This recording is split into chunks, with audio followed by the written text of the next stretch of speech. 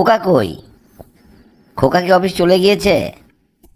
হ্যাঁ, ও তো সকাল সকালে অফিস চলে যায়, একেবারে 9টার মধ্যে। ওকে যে কথা বলতে বলেছিলাম, তুমি কি বলেছ?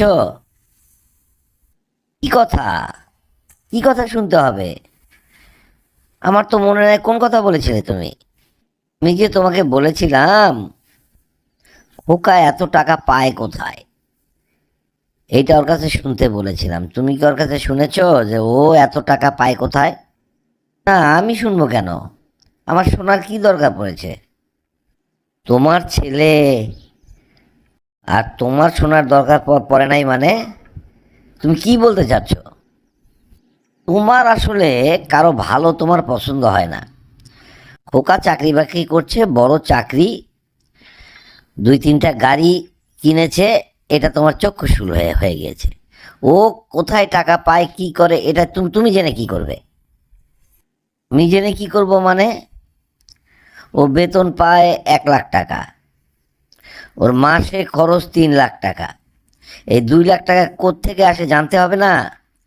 ও কি তাহলে অবৈধ কিছু করছে? আমার আসলে ভালো কিছু পছন্দ হয় না।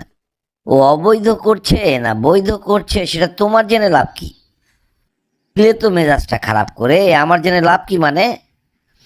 আমার ছেলে কি করছে না করছে আমাকে জানতে হবে না? কয়দিন পর যদি কোনো ঝামেলা আসে, বিপদ আসে, তখন ওর পরিচয় কি হবে? ও তো আমারই ছেলে। তখন এই ঝামেলাটা কাকে পোহাতে হবে? তো তোমার এই বাজে কথা শোনার মতো সময় আমার নাই। তোমার ইচ্ছা হয় তুমি নিজেই খোকার কাছে শুনো, আমাকে এই দায়িত্ব দিও না। ওরা ভালো আছে। আগে তুমি চাকরি করতে আমরা কোথায় ছিলাম? খেয়াল আছে? একবেলা ঠিক মতো খেতে দিতে পারোনি। মাছ মাংস কিছু তো চোখেই দেখিনি।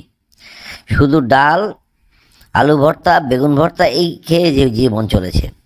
ছেলেটা ভালো জায়গায় চাকরি করছে, এই যে সে বসে আছি, প্রতিদিন মাছ মাংস, কত লোকজন, কত কেনাকাটা।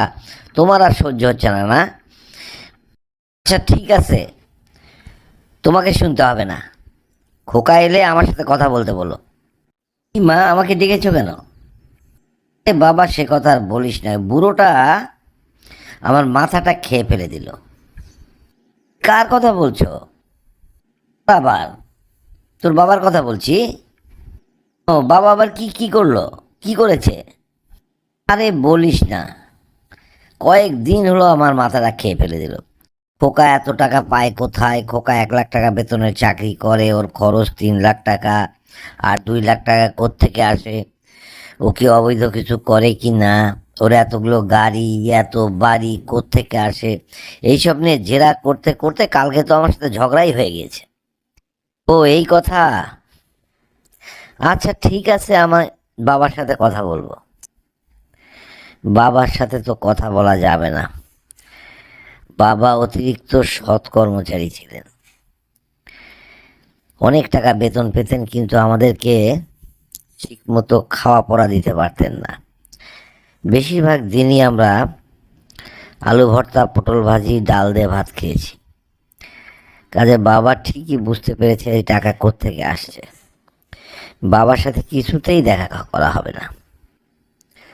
আচ্ছা আমার ঠিক আছে, আমি অফিস থেকে আসি, সময় মতো বাবার সাথে দেখা করব।